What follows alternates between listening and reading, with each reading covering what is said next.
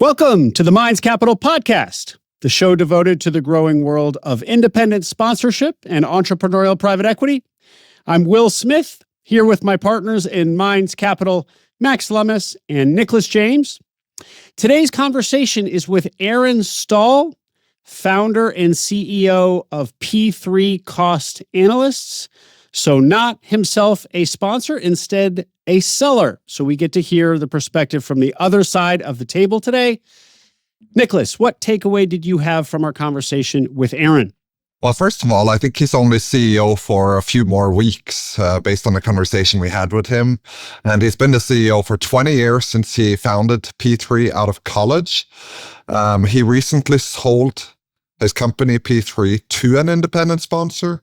And at Minds Capital, actually, we invested into this deal about 6 months ago now. So we're now investors in P3 and supporting Aaron and the sponsor. Our goal with this conversation was to understand the dynamics and the mindset of a seller and why a seller would pick an independent sponsor over, let's say, a private equity fund or a searcher or other types of buyers that exist in the lower middle market.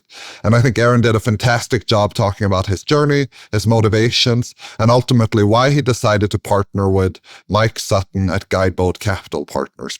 One thing that stood out to me from the conversation was he did a little bit of a recap roughly 10 or 12 years ago. So way before he sold the business to an independent sponsor now, he actually onboarded 3 partners when the business was a lot smaller. And so he talks about this and why he did it and effectively answers, did he regret diluting himself at an early stage? And I think he made a very poignant point in that he said, without that action, he would have continued to run the business as a lifestyle business, but bringing on partners brought accountability and also forced them to have strategic planning and a growth objective in mind. And it seems like, in a way, that was also the motivation when they partnered with Mike for this independent sponsor transaction. And so he talks about how the company has now grown to a certain size. His net worth is largely tied up in it.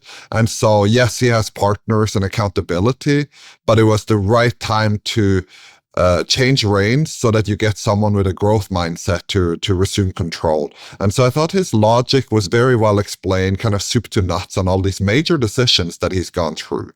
It's a great point also because we're often so skeptical of somebody selling pre-retirement. If the business is so good, why are you looking to sell it?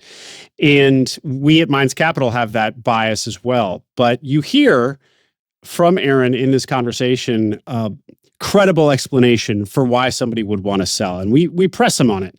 And at the end, it was a hard decision for him, but he concluded after 20 years in the business that it was time, as you'll hear. So it's just a reminder to ourselves as much as to you, the listener, that there are valid reasons to exit a business, even if you're not looking to retire. It's just so fun to hear from a seller. We've been able to do that a couple of times on the Acquiring Minds podcast. Those episodes have always been really popular, really interesting.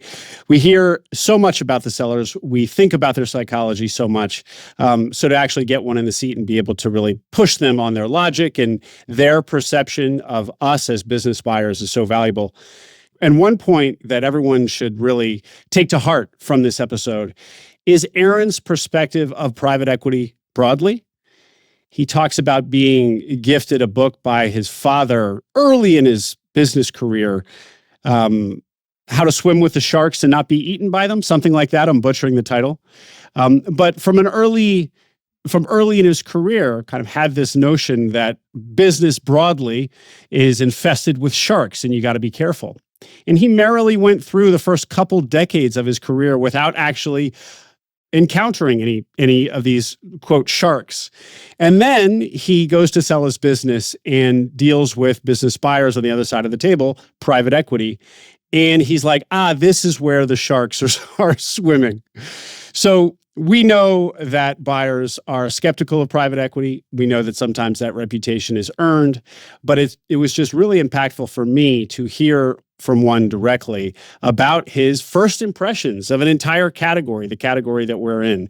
And so you have an opportunity to differentiate yourself from other private equity buyers by being somebody who is not sharky, both in your attitude and your posture, but also in the terms. He specifically talks about the sharkiness in the terms of the offers. So a great lesson, and just so invaluable to hear from a seller share his perspective there. Max, what was your takeaway from our conversation with Aaron? Well, really the same takeaway that you guys both just brought up, the same couple points there.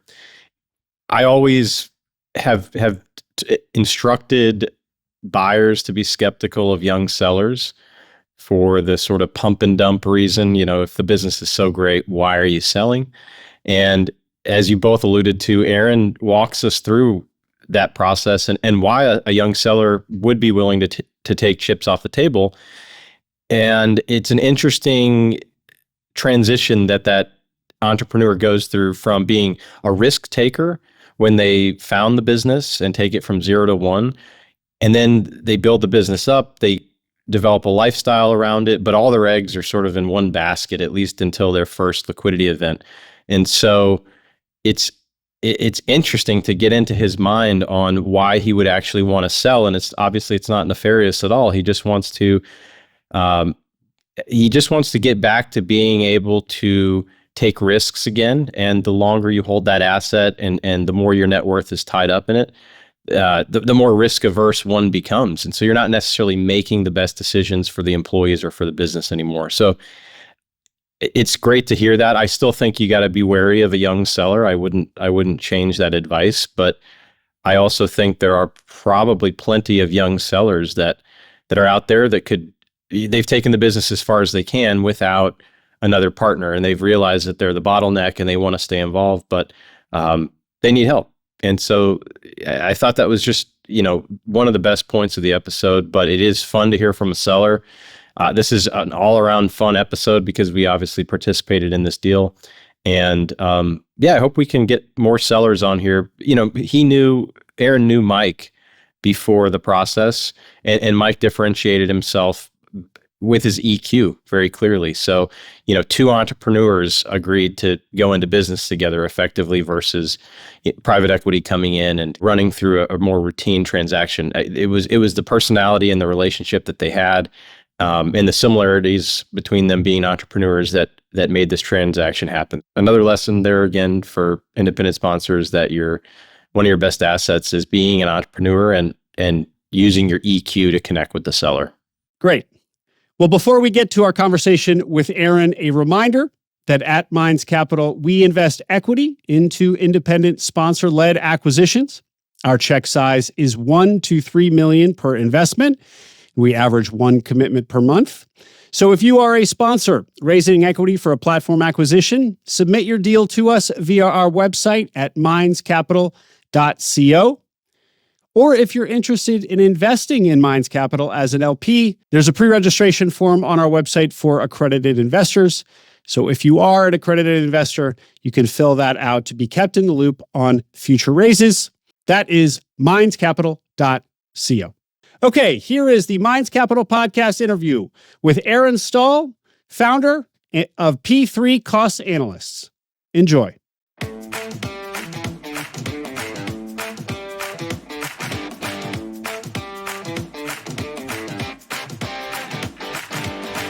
Welcome to the Minds Capital Podcast, your connection to the growing world of independent sponsors and entrepreneurial private equity. We are your hosts, Will Smith and Nicholas James. Aaron Stahl founded P3 Cost Analysts after he graduated from college in 2004. P3 is a nationwide cost reduction firm that saves clients on their overhead expenses across a number of different categories. Aaron started the company in the early years. It was the story of a very lean, ramen profitable type business, but he eventually got the company to about $1.5 million of EBITDA, and he hired a banker and listed the company for sale in early 2025. They received 6 offers, mostly from PE groups and a couple of searchers. Ultimately, Aaron decided to sell the company to an independent sponsor that he had a pre-existing relationship going back 15 years. And that person is actually Mike Sutton, that we also know and have invested with. Today, Aaron is joining us to share more about his journey and his decision to sell the company. We so often talk about sellers, think about their psychology, their incentives, but we rarely actually get one in the seat. So we're thrilled to have you here, Aaron Stahl. Thanks for joining us on the Minds Capital podcast. Appreciate you guys having me on. Well, let's begin, Aaron, with a little bit more of the story. Can you give us your founder story background of P3? Yeah, my story began back in college, actually. So I got the entrepreneurial bug pretty early, junior year of college. I started looking for ways to make money for myself. Didn't want to get into the suit and tie world that I saw a lot of my friends getting into. So I actually got into the home building business for a while. Did okay. I made some money, lost some money, but ultimately knew I wanted to get into a different business. So I looked at hundreds of different business opportunities out there, and one that really stuck out to me was the opportunity to become an expert in the waste and recycling industry and help a variety of different businesses save money on that particular expense area. And there was a company out of Florida that was training people on how to start this business, the business model, enough training to arm you to where you're dangerous in the industry, but you're certainly not an expert. I went down there, I got trained by them, opened up shop in Northwest Arkansas, and started making phone calls, trying to talk to people about giving me a shot. And the pitch was pretty simple. If we can save you money, we simply share in those savings with you. If we can't, it doesn't cost you anything. And when I say we, it was obviously just me at this point. I was 22, I guess, and pretty naive. So I started calling on Fortune 500 companies, expecting to land a couple of those and retire somehow. But needless to say, that didn't work out. Mm-hmm. So I kind of went back to the drawing board, started small, worked my connections. Even my dad made some intros for me to some gas station chains here in Arkansas. And yeah, helped them save money on their waste and recycling expenses. I think I saved them a few grand a month total between the two of them. Started billing $1,500, growing it slowly but surely. Got a kind of a big break, 2008, I think it was. Got introduced to a group of guys that own a bunch of Sonic restaurants. I think they had about 70 locations nationwide. Was able to save them a pretty big chunk of change. I think it was like a couple hundred grand. So, revenue is now 120,000. And yeah, I'm starting to make enough money where I can live and survive. And I hired my first employee at that time too. So at that point. So about 4 years in, you had worked on this full time for 4 years. At 4 years, you get to the point where you're over six figures in revenue and have enough to hire somebody. Right. Okay. Mm-hmm. Okay, great. That was a lean 4 years. Well, yeah. I mean, I didn't take a vacation, didn't make any money for a long time. So, the typical founder startup story, I think, in a lot of ways. And the fact that I was young and kind of learning on the fly certainly added to that. Yeah. But yeah, from that point forward, for a while, it was really just a lifestyle business. Myself, my single employee, and a bookkeeper. And then in 2011, I took a sabbatical, actually, which we can talk about that more later. But I came back and was looking at potentially selling the company. So I reached out to a buddy of mine that did boutique investment banking in Dallas just to get a quick valuation. The company wasn't very big. We were only doing 300-ish thousand in revenue, maybe 170,000-ish in profit. And instead of offering to represent me or give me a valuation, he ended up saying like, hey, how about I buy it off you? And we ended up forming a partnership. I didn't sell him the entire company because I didn't think that would have been the right thing to do. So he bought in and we formed a partnership. I gave my VP, the guy who'd been with me for a while, some shares. And then a guy who'd been doing sales for me bought in as well. And from that point forward to today, it really became a growth company. And so we took it from there up to 6 million plus revenue that we are today. And Aaron, that decision point to either basically you were trying to sell it or thought you might be interested in selling it, to no, I'm going to hold on to it, bring in partners, and really try to grow it for the next number of years. What was that decision all about? That's quite a change in where you thought you were going to go, which was to sell it. Yeah, it really is. I mean, honestly,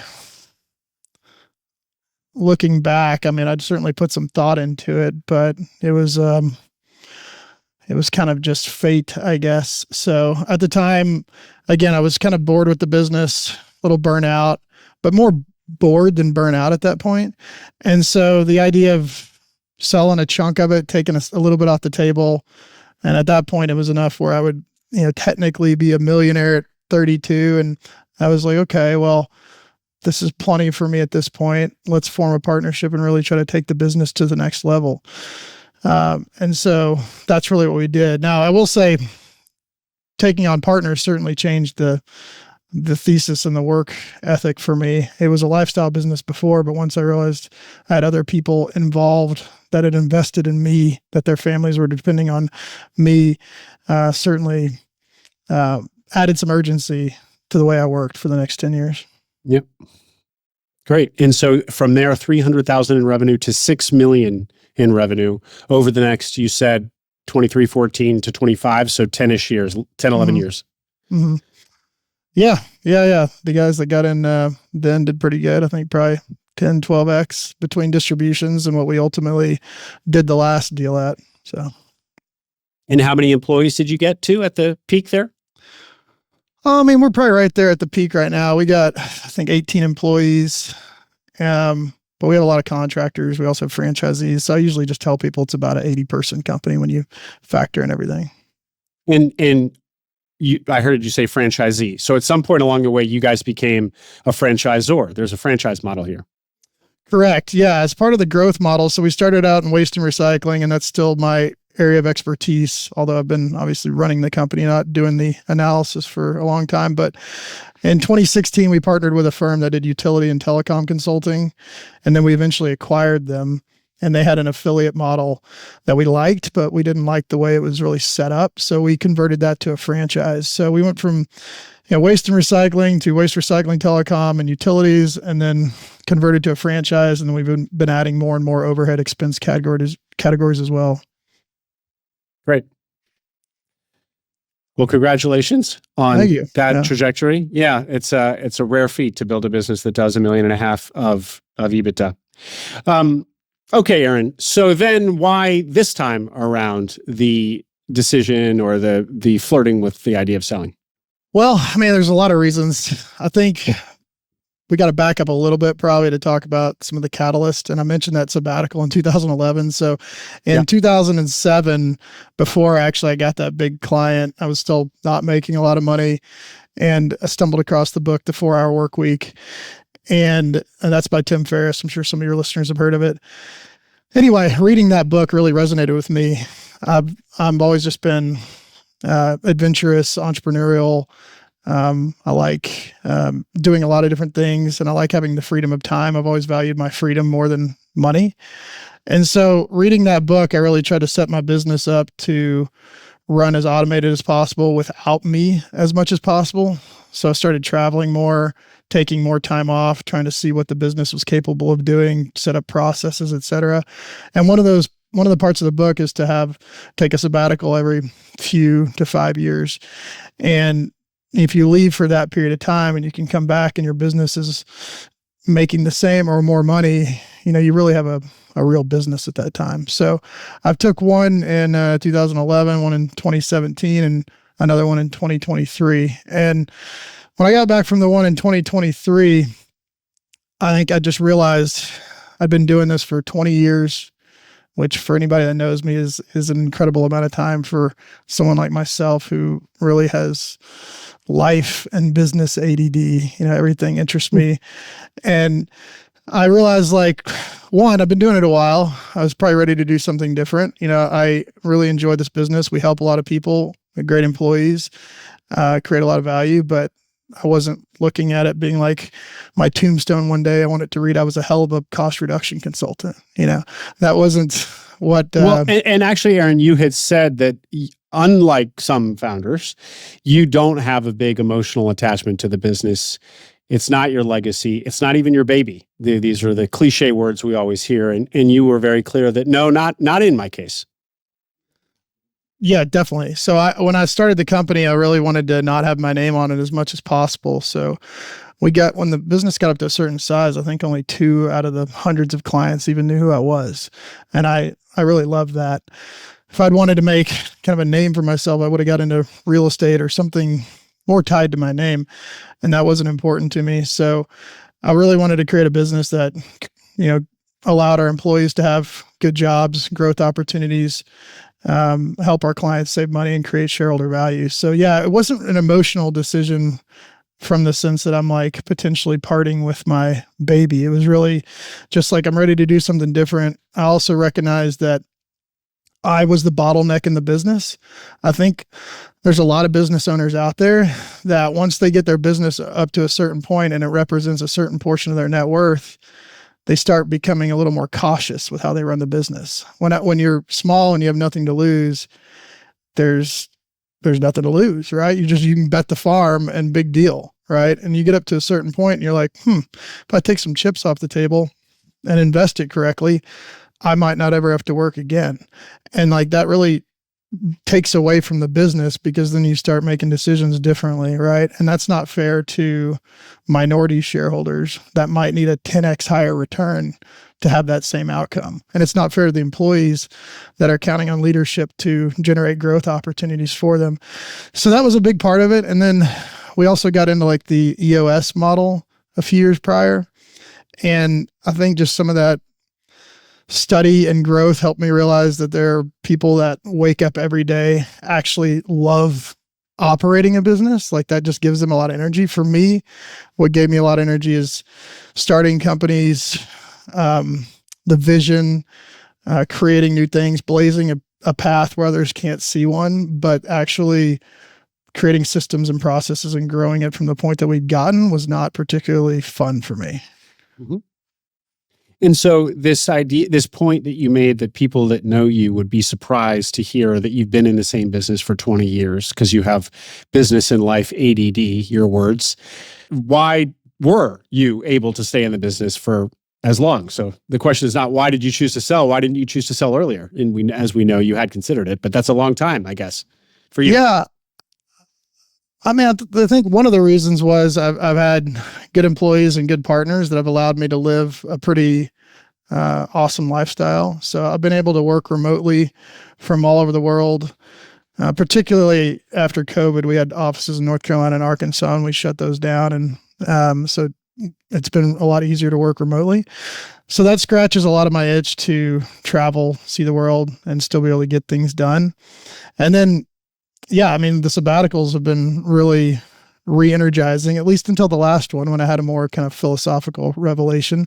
And those allowed me to recharge and come back. And then honestly, like, I firmly believe if I didn't have partners, the business would have never got this big. I think that's something that like people don't really think about when they think about selling a chunk of their business, is a lot of times like I could look back and say, well, 10 years ago, I gave up 48% of my business or whatever it was for an incredibly low valuation relative to what it's worth today.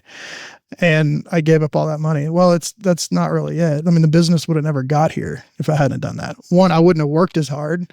Two, I wouldn't have retained the talent that we did. And I had really good partners. So I think like the fact that I feel like in a lot of ways I was working for other people the past 10 years was a form of my motivation too. And the ability to recharge and still check a lot of life boxes over the time. I loved your point there that you started to recognize yourself as the bottleneck, or as the, you were hindering growth by your attitude or your lack of enthusiasm for it, your risk aversion. So why wasn't there a world where you could, hire the CEO, step out, take distributions from the business, but hand the reins over to somebody else, and then sort of, in theory, have your cake and eat it too? Sure. Well, as you all probably know, and probably a lot of your audience knows, a lot of founders and business owners are, I guess, maybe control freaks in some ways, right? So, I mean, I've been my own boss for, my entire professional career. So the thought of like completely getting out of the way, hiring a CEO and doing all that while still having everything that I had on the line, didn't sound particularly attractive. Like, so from my perspective, I'd go try to hire a firm to hire a CEO and spend hundreds of thousands on that, or whatever that would cost. Go find a CEO, hope I get it right. If I don't, potentially have to pay the guy severance, and do all this as the first time. Again, like, this is the only company I've ever been the CEO of. Hiring a CEO to replace myself isn't something that I wanted to go alone. So the thought of hiring or partnering with a PE firm or somebody that has more experience that had potentially hired 10 CEOs, like that seemed like a lot more intelligent way to go about it. So it was a function of just recognizing I don't have the experience, and then also a function of like, I'm not going to leave all this net worth on the line and then make this bet on my own. Now, again, I think every business owner's got a different calculus when they're making these decisions, because if you ask me 10 years from now on the next business that I'm involved in, or if I started another from the ground up, the money that I might make selling the company at that point isn't going to have as much of an impact as it did this time, or the first time I sold a chunk. So the next time I might be like, yeah, I'm definitely not selling any equity. I'm going to go hire a CEO on my own and let's give this thing a chance. So I think the timing was just really right for me and us. Well, it's the old kind of FU money, or kind of the bind, or I think I've heard it called in Silicon Valley, like the money problem. You got to solve the money problem for yourself. Make enough bank that you kind of have the life that you want kind of covered for good, more or less. I mean, maybe not, you don't have to, not to say you never have to work again. Sure. But that first, chunk of money that then gives you the that, like, if you don't, your next venture, if it doesn't work out, you still have a chunk of money, as opposed to venture number one, where if it doesn't work out, you're back to zero. That's exactly right. Is that what it is? Yeah. That's exactly right. Yeah. I mean, it's just taking chips off the table along the way to check the box of the things that are important to you in life. And then, being prepared to go to the moon at another time, but also partnering with people along the way that can help you get there and relieve stress and make life easier. And just 2 + 2 = 5 if you find the right people, right? How do you recognize that you are a bottleneck as a CEO? I mean, that takes a lot of self-awareness. Or how would an owner of a business recognize that our CEO is no longer the best solution here, even though he's the founder and is so intrinsic to the business? What are kind of the flags you should look for? And can you elaborate a little bit on how you realize that? You talked about the sabbatical, but what are the specific elements where you're like, yeah, without a doubt, I'm no longer the right person? Yeah, I think a lot of that realization came through just a lot of self-study. I mean, I read a lot of books, try to reflect when I can. I'm certainly not some guru or anything like that, but I try to reflect on that. But I think ultimately, and a lot of the business things that we did helped too. So, I mean, like being part of like the EOS system, which entrepreneurial operating system, I'm sure some of the people listening are familiar with that, but we did a lot of personality tests. We really kind of dug deep into like the visionary integrator relationship. And there were just a couple light bulb moments, I think, with that went off when I'm like, wait, there's people that really like love doing this to the point where they're just like jump out of bed every morning to get to like implement somebody else's vision, like a true COO, true CEO operator. That was kind of eye-opening to me. And I think I always discounted the things that didn't feel like work to me feel like work to other people. So when I'm in my zone and communicating the vision of the company or seeing a path that other people don't see or all these things, I'm like, I used to be like, that's not work. And it doesn't feel like work. But for other people, they're blind. I mean, and it's not bad. They just don't see what I see. Just the same way where I don't get energy doing the things that other people get energy from. And I think that was probably the start of that journey of self-awareness. And then I'm like, and then ultimately I would, if any other entrepreneurs are listening, I would say like, it's just how you feel, right? Like, do you feel like you're in your zone crushing it, or does it feel like a grind? And if it feels like a grind, then then it's probably time to hire somebody else or get out of the way or get more into your lane. Were your investors, did you find that there was tension there? That they were kind of wanting you to push and you were saying no? I think there was certainly some tension there in this, and then the investors were my partners, right? We just recently took on outside investment. But I'd say there was some tension there in the sense that, like, maybe early on, the company was kind of moving toward one thing, like, a 5,000 employee company, everybody working out of a skyrise, just kind of like quintessential corporate America. And then ultimately, that's not my personality. And it kind of diverged a little bit into Aaron working from around the world and us being a little more flexible company and things like this. And I think ultimately my partners were probably pretty stoked with that path as long as we kept the pedal down on growth. Right. Yeah. And like, it doesn't always work exactly like that. But I think for the most part, we were taking bets, but they were more calculated bets. So it'd be like, hey, this marketing initiative, this other thing, it wasn't like a real true bet, like hiring a CEO, right? That could then like reinvest a third of the cash flow into somebody that's going to be better than I am. And so some of this too is like, I would classify myself as like an okay operator, meaning like we did okay. I did okay, but it wasn't like I was just like bringing really awesome energy every day. It was a grind, right? So I think they were in some ways like, well, Aaron's doing an okay job.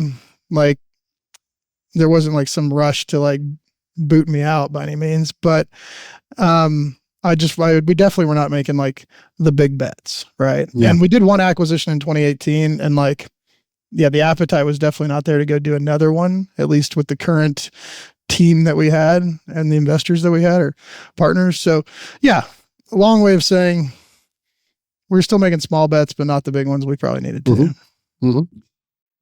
We need to get to the point where you sell your business to an independent sponsor. But before jumping into that, you took 3 sabbaticals. Can you tell us a little bit more? What is a sabbatical? I mean, everyone knows, but how long should a sabbatical be? Do you have to totally unplug if you're going to take one? Where would you take one? Who should not go on a sabbatical? Do you have any perspectives? Yeah, this is a topic that I'm pretty passionate about. I'll try to keep it concise, but so yeah, this is part of like, I discovered this obviously through that book, The 4-Hour Workweek. And part of the premise of that book is that like, if you take a 1-week vacation, yeah, you might not ever unplug at all. You take a 2-week vacation and you're going to come back to a pile of work and things that don't get done. But if you take 3 weeks off, a lot of time, and you're diligent about not at least trying not to check email on your phone, you're going to come back to problems that have sprung up that get solved, but by the time you're back. So the longer you're gone, the more likely your team is to actually solve those problems for you. And that's really probably the underlying principle of the whole thing, because it really makes your business stronger the longer you stay gone, and it empowers your employees. And that's one thing I also discovered through a lot of the learning process was like employees, they want to be relied on. They want to take things off the boss's plate. Like it makes them feel good to think that the boss doesn't have to be bogged down in the weeds. And so the longer you're gone, the stronger your business gets and the better your life gets in a lot of ways.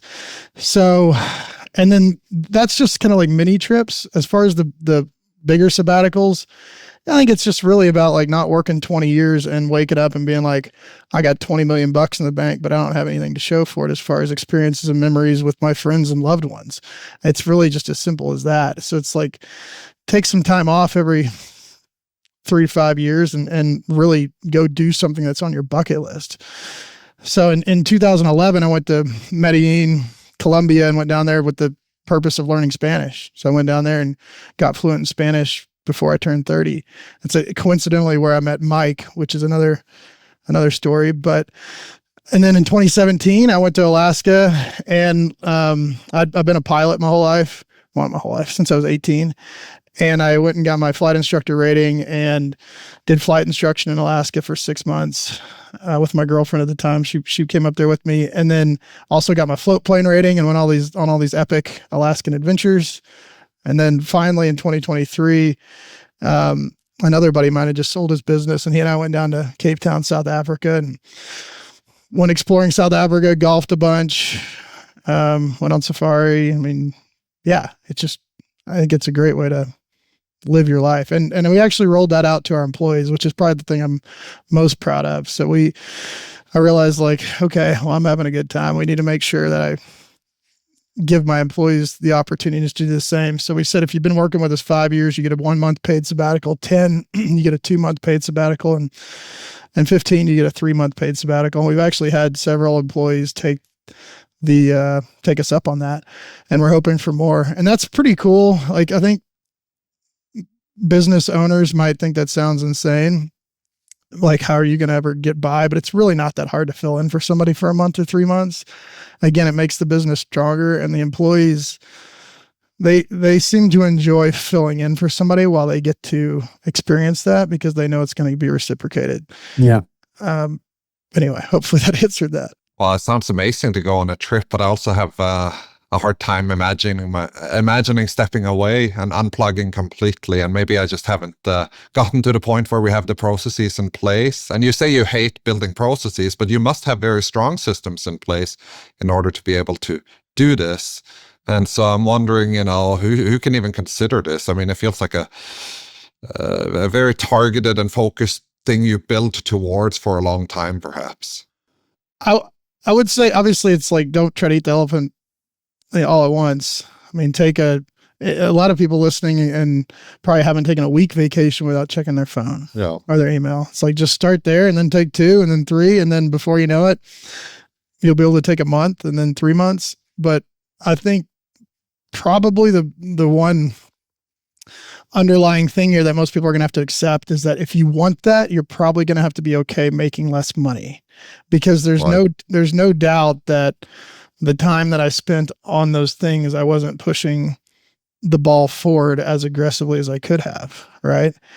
And you also have to bring on people onto your team that can fill in for you, or build those processes in the team in place. So it takes it away from, I guess, what you could pay yourself in salary or potentially profits, but it's just a function of, like, what's important to you ultimately. Yeah. So we've talked about your journey as a business owner and founder. We've even talked about your motivations to sell, not once, but twice now. But let's talk about the actual process of recapping or exiting, which you did in 2025.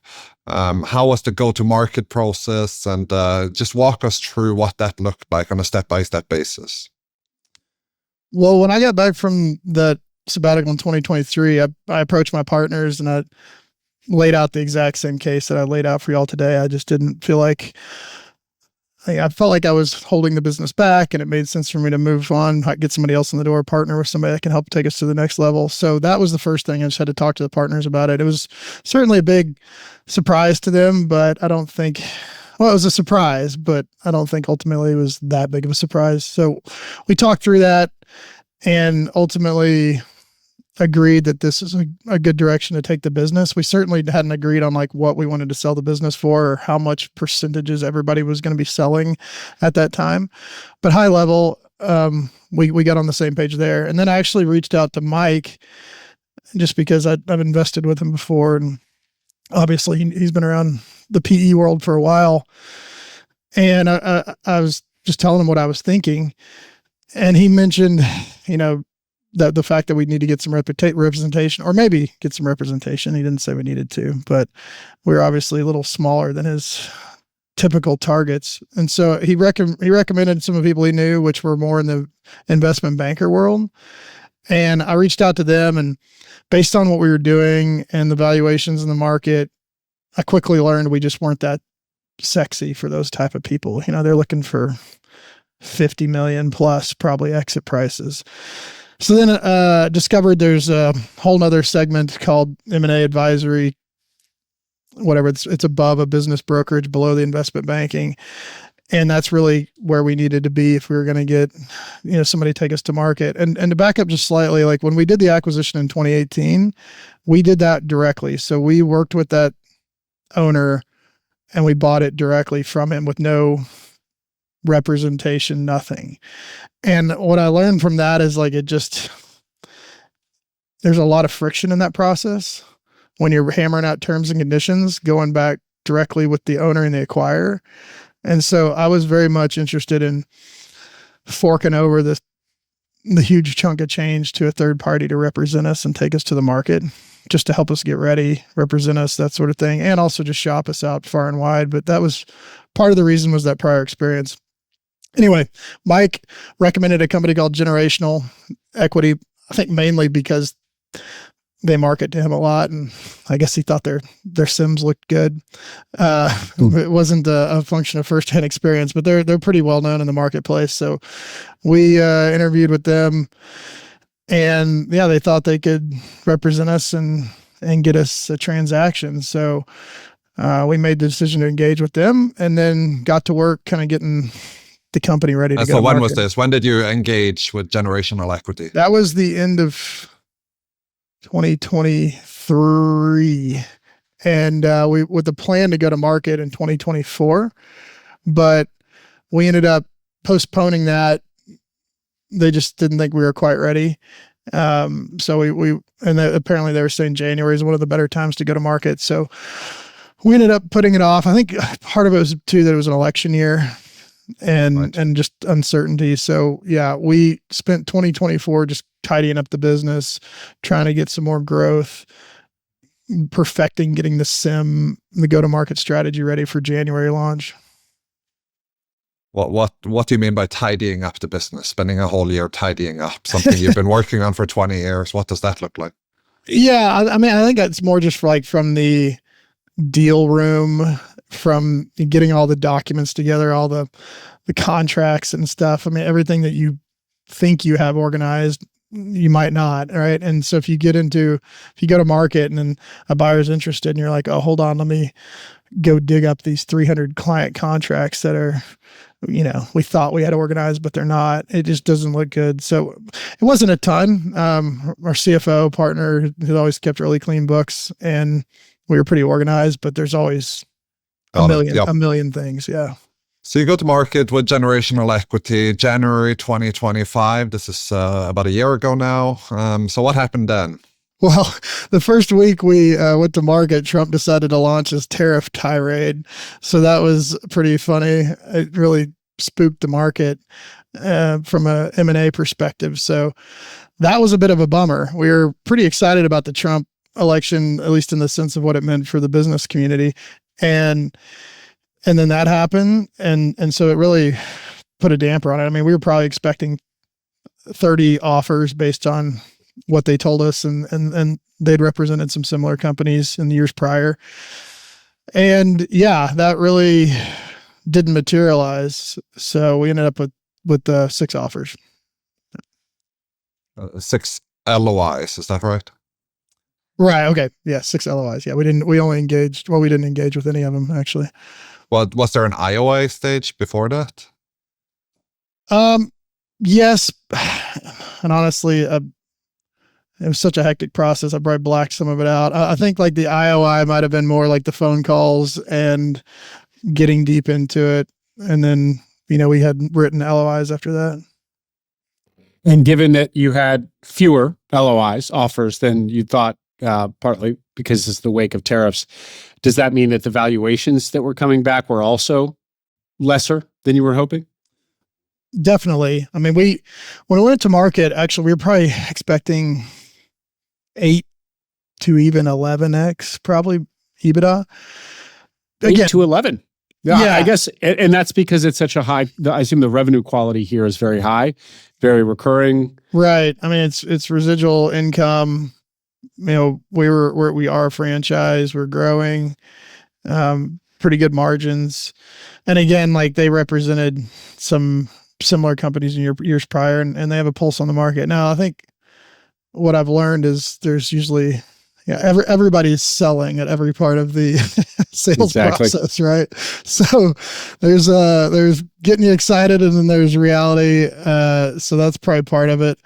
But yeah, we ended up, I think because of the tariffs, and also oddly because we were a franchise, I think we kind of thought being a franchise would add value to our multiple. But I think a lot of people looked at that like, oh, this is going to be a pain in the you know what, or maybe this isn't the best way to grow this business, whatever. So I think that actually was a surprise that more people weren't interested in that. We kind of thought that would lend credence to the business. And What was the range that financials. these 6 offers came into then? They were it was about 4 to 6.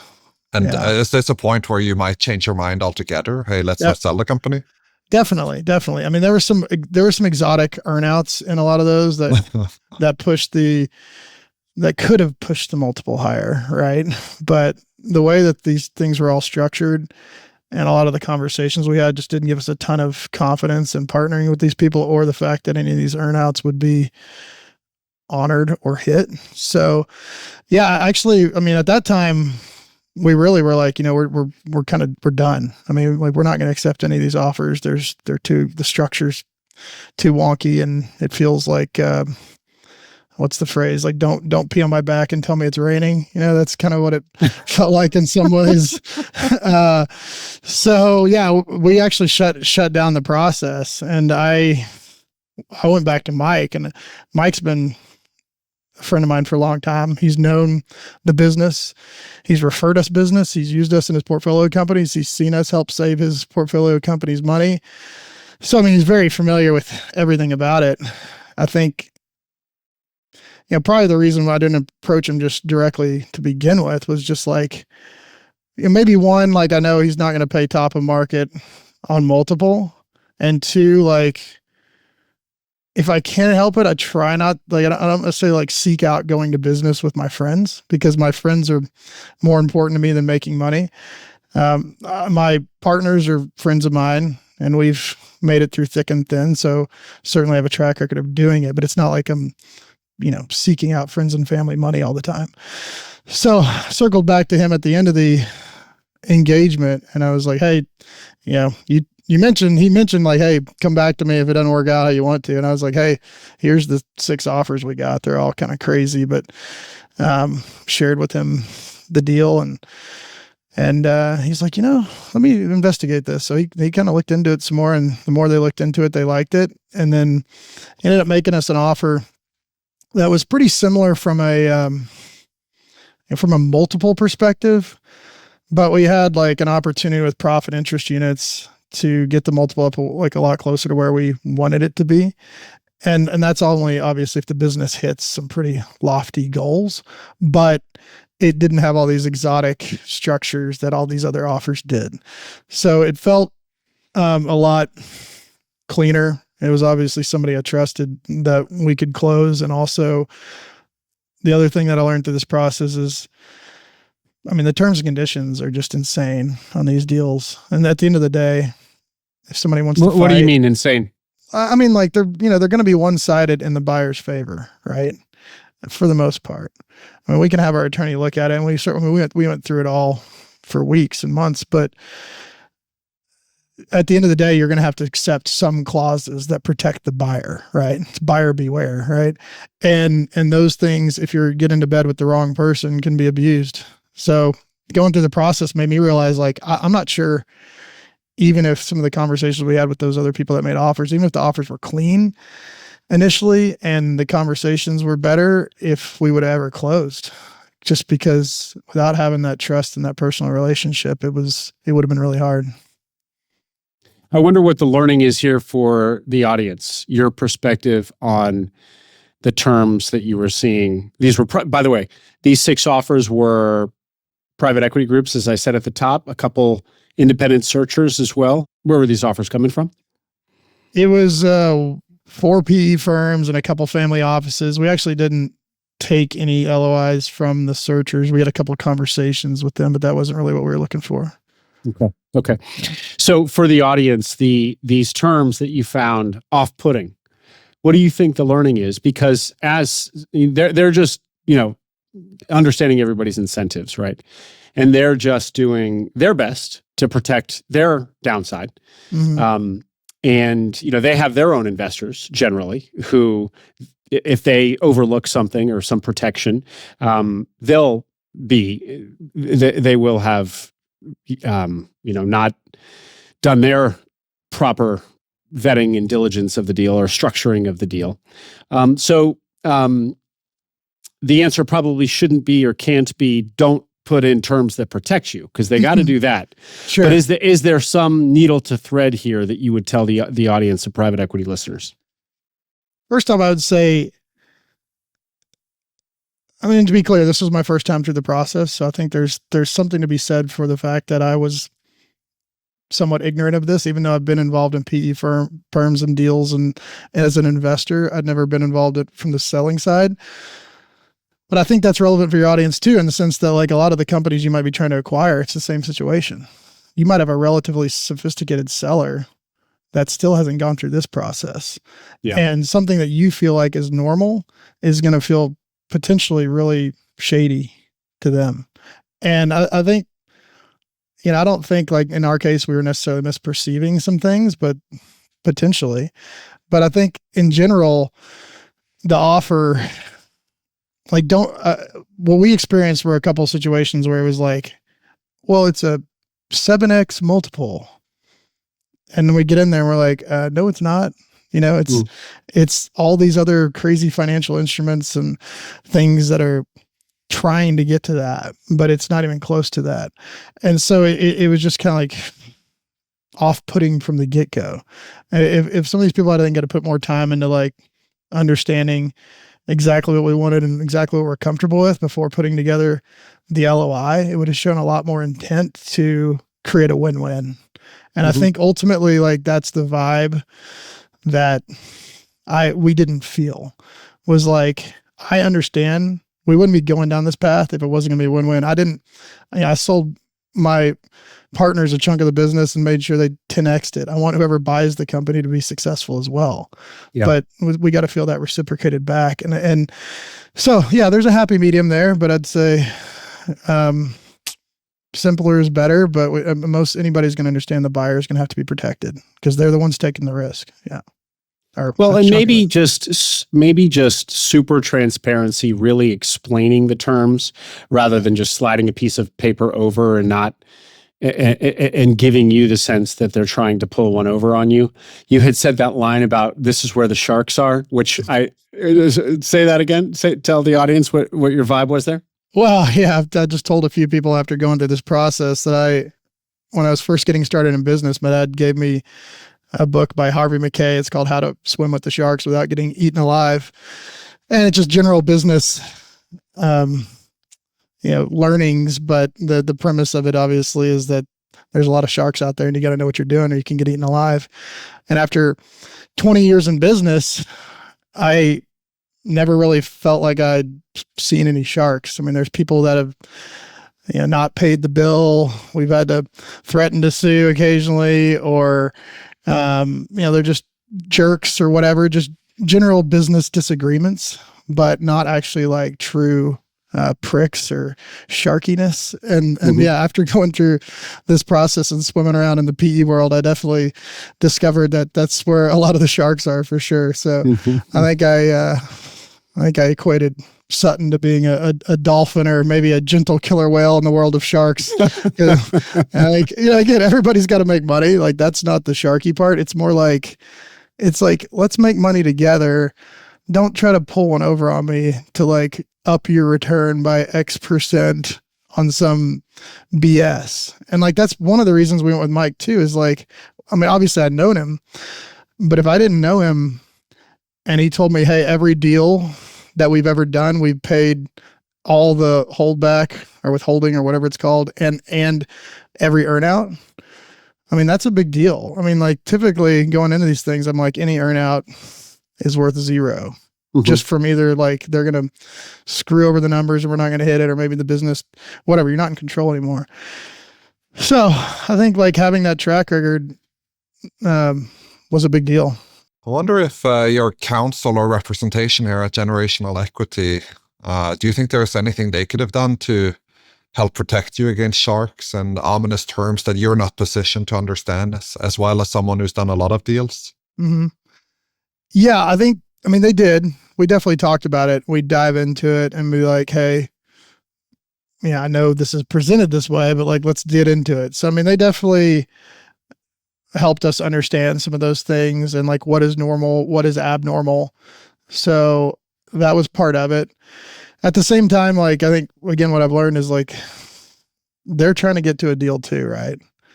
And so there's a fine line between like, what is a good deal, what's a great deal, what's a perfect deal. And obviously they want a good outcome for their client, but, they've seen probably a million deals, right? So it's like, this might be slightly abnormal, but it's not terrible, right? I mean, there's all sorts of shades of gray here. And yeah, we were just trying to understand it all, but there was definitely quite a few that were kind of like, we don't even need to talk about this. Like, there's no point in dissecting this LOI. This is a joke. Even our small brains can understand. Did you make a distinction between independent sponsors and private equity groups, or was it all kind of private equity to you? Well, going into it, honestly, I didn't know the difference. I mean, yeah. Colby, my CFO, might have, but I just hadn't even thought about it. I didn't realize they're really, I mean, we get emails all the time, just like any company, from people trying to gin up leads and acquire a company, but I didn't really pay that much attention to those or realize that there's people out there just trying to acquire a business for themselves. So I don't think we would have been opposed to it, but the problem was, it's like, from my perspective, it's like, what are the odds that a CEO, a potential CEO and owner, is going to reach out and acquire us with the background that we think we need to run the business? And my partners, they didn't sell hardly anything in this transaction. I mean, they're really riding it out, and there's no way I was going to saddle them with, some acquirer that didn't have the experience to run the company. And ultimately it was a 2/3 majority decision anyway for whatever we did. But point being, like, we viewed the hiring a CEO process as a massive funnel to find the right CEO for P3. The odds that a CEO and owner was going to come through us through the acquisition process, I honestly was probably never even open to. And maybe going back through it, I would be more open to it. But I think mentally, we just really weren't even thinking that way. And the other thing too here I will say is, like, we've been doing this a long time. We know how much money we can save businesses in all these different categories and the value that we can provide to portfolios of companies. And so a lot of our thinking was like, this is just a no-brainer. If some like private equity firm with 100 hospitals came through and was like, we can buy P3, bolt them on to our 100 hospitals, they literally would have 15x'd the investment in us on their portfolio by themselves. Like, that's not an exaggeration. Well, assuming they were able to convince their portfolio CFOs to say yes, which sometimes, different funds have different abilities to do that. But yeah, so we were really looking at kind of a strategic and like kind of built-in business for the acquirer and built-in business for P3. Were any of the buyers of private equity groups that you got offers from like what you just described, where they could immediately offer your services to their own portfolio and make an ROI just from that?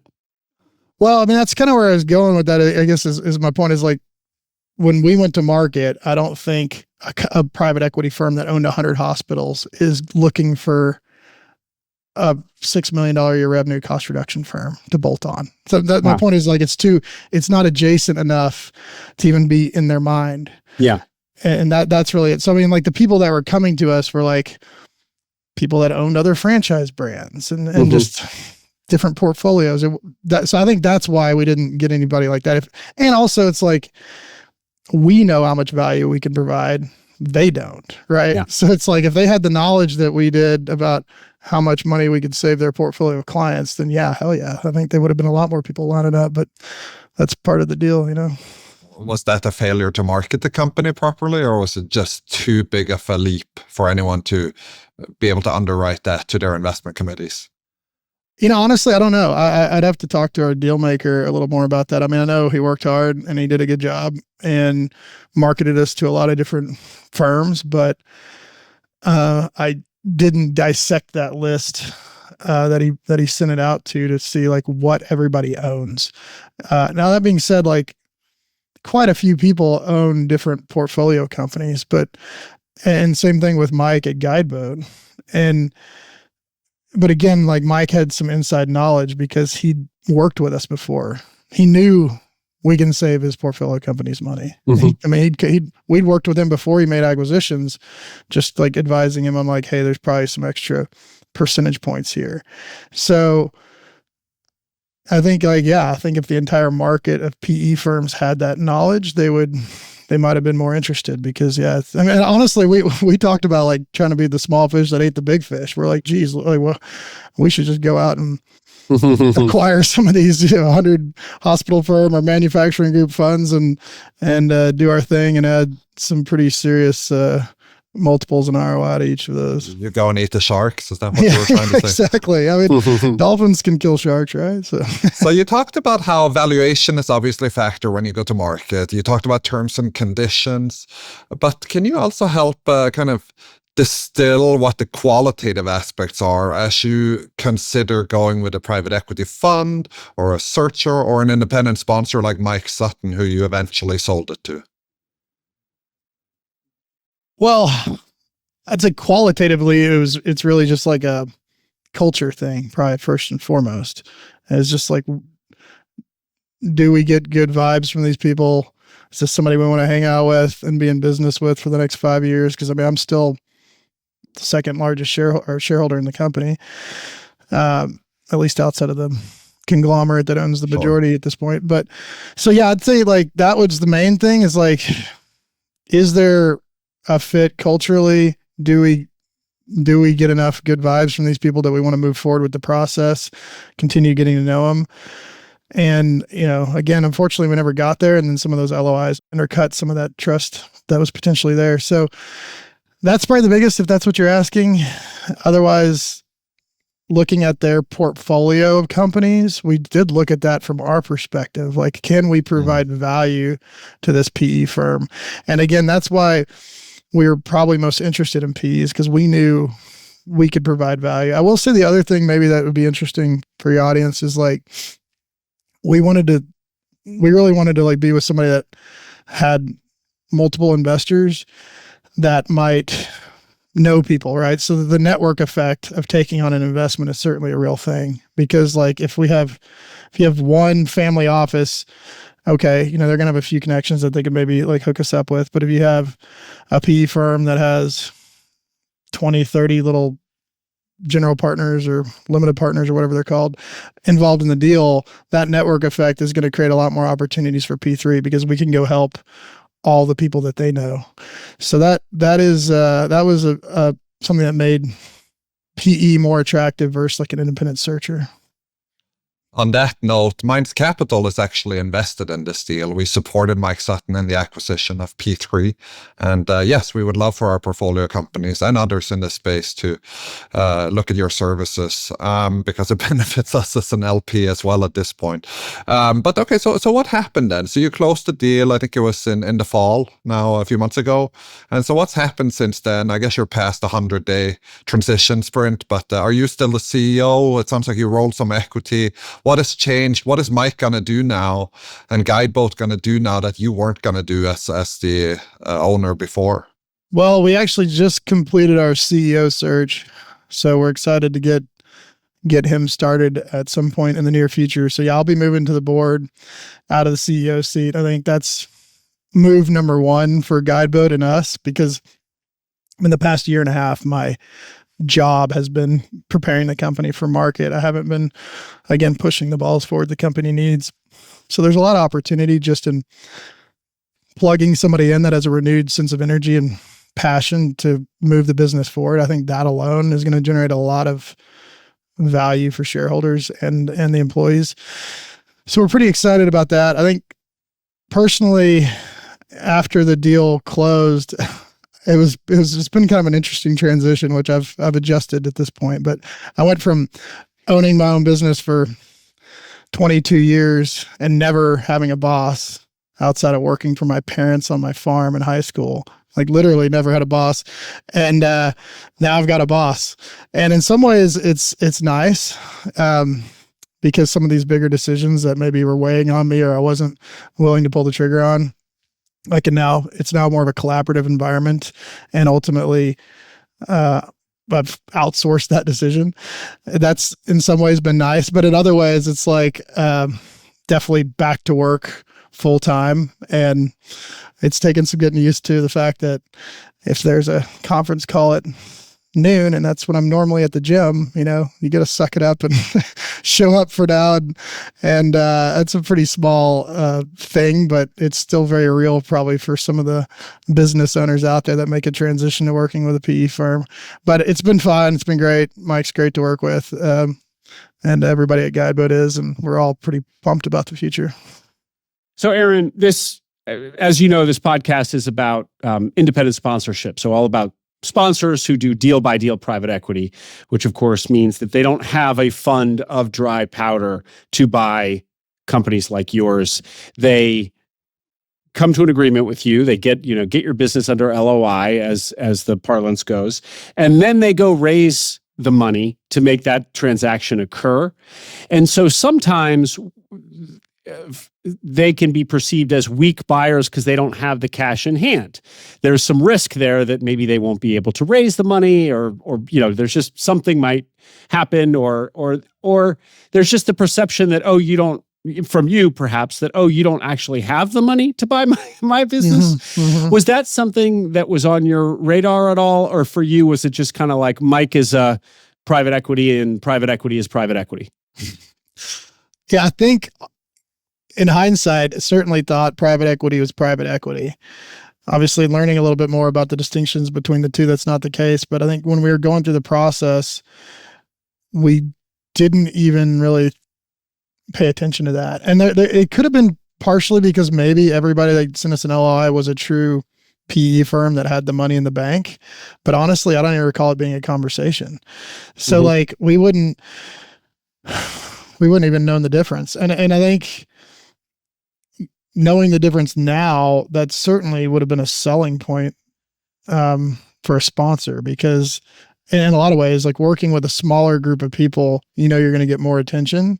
And if they're still raising the money from, honestly, even if they are raising the money for more investors, you're going to get more of that network effect, which was more important for a business of our size. So if somebody had presented it that way and we had confidence that they could raise the money and close, it would have been a net positive, because while working with a big PE firm with a big portfolio would have been great if they could really promise that they're going to be able to roll us out to their entire portfolio and we're going to save a lot of money.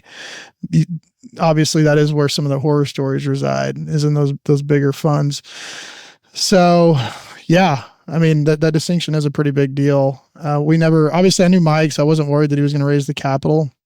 I think if somebody was building a relationship with us from the start, then that might be a concern, but certainly something could get over, and maybe, I'm sure there's ways to bridge that gap, whether shorter due diligence period or blah, blah, blah, blah, blah, or whatever. Yeah. So there was never a conversation with you and your partners, like for any of the prospective buyers you were talking to, like, do they actually have the money? You guys just always assumed the money would come one way or the other. It would materialize. Yeah, exactly. And I mean, my CFO, he's got more experience in the investment banking PE world. I mean, it was like 10 years ago, but so we might have gotten into those conversations a little more had the LOIs been better.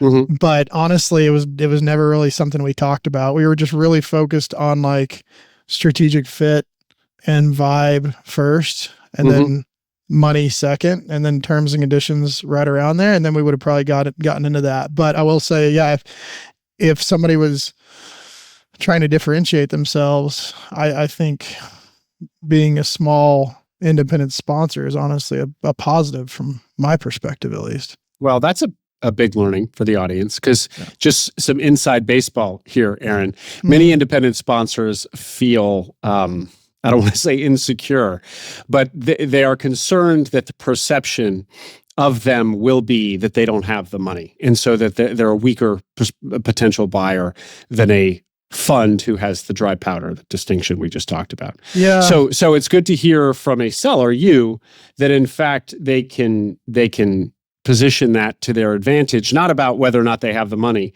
but more just about size, sort of intimacy of team, the fact that what was the other thing you said that they would be bringing in a network of investors, at least in your case, this idea of having this network of investors who would participate in your transaction was a positive. So there's ways to position this for sponsors talking to somebody like you that positively. Absolutely. And I will say, like, if it was somebody's first deal, right? And so we get into the process of like, okay, this is the first time you've ever done this. Again, like, part of the premise for selling the business is to partner with somebody that can help you grow, right? That's been there and done it before. So I would say if it's a first time independent sponsor with no track record, for me personally, I'm not thinking, can this guy get the money? I'm thinking, does this guy and his team have the ability to help us grow and answer some of the questions that we don't have about scaling a business? So in that situation, I think seeing that whoever was leading the deal was partnered with people more tenured than they were would certainly go a long way to getting to close. I wouldn't want to see like an independent first-time sponsor with no other co-investors or funds jumping in on the deal that could also be a resource. Well, we are trying to squeeze out whatever details and learnings from you we can. But I think, Aaron, that like the core truth to this transaction was that you had known Mike and trusted him. That's kind of 80-20ing this whole story, is it not? It is. Yeah. It's kind of funny that it came full circle from meeting him in South America to doing a deal 15 years later. But obviously the personal relationship, having experience with our business, went a long way. Definitely 80-20. We still went to market with the very earnest desire to do a deal with whoever our representatives brought us, but it worked out the way it did. So yeah, I mean, the more people you know and the more people you can be friends with and have a track record of doing right by people, it's definitely going to result in more deals. As a little plug, Mike Sutton was our episode number 1 on the Minds Capital podcast for people who are curious to hear his voice directly. That's cool. And we're now in 2 of Mike's deals. So, including yours.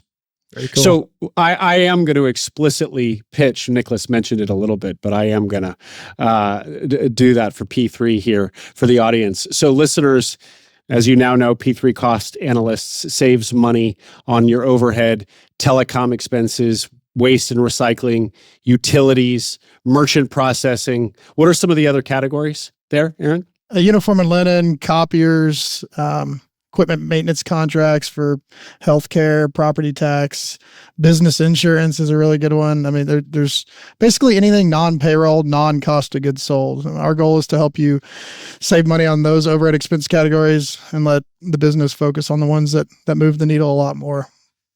Right. And the business model is that you only get paid out of the savings that you generate for the client. So it really is a no-risk proposition. Yeah, it's a no-brainer, at least in our minds it is. So yeah, if we can't help you save money, it doesn't cost anything. If we can, we simply share in the savings for a finite period of time. So yeah, it's a no-lose in our minds. Great. Well, listeners, if you're interested in being connected with Aaron or somebody on the P3 team, we actually have a special email address set up for that, p3@mindscapital.co. So email us if you want a connection to the P3 team. Aaron Stahl, thank you for coming on. So valuable for us and our audience to hear from the seller, from that side of the table. As I said, it's rare we talk so much about you all, but we so rarely hear from you directly. So it's been really valuable and interesting. So thanks for joining us on the Minds Capital podcast. Thanks for having me on. Appreciate it. Hope you enjoyed that interview. For more like it, subscribe to the Minds Capital podcast wherever you listen to podcasts. You can also watch us on YouTube. Also, check out Minds Capital, where Nicholas and I are partners alongside Max Lummis. We invest equity in independent sponsored deals. So if you're a sponsor with a deal under LOI, please visit mindscapital.co to start a conversation. There's also an investor tab on our website with information about future fundraises. See you in the next episode.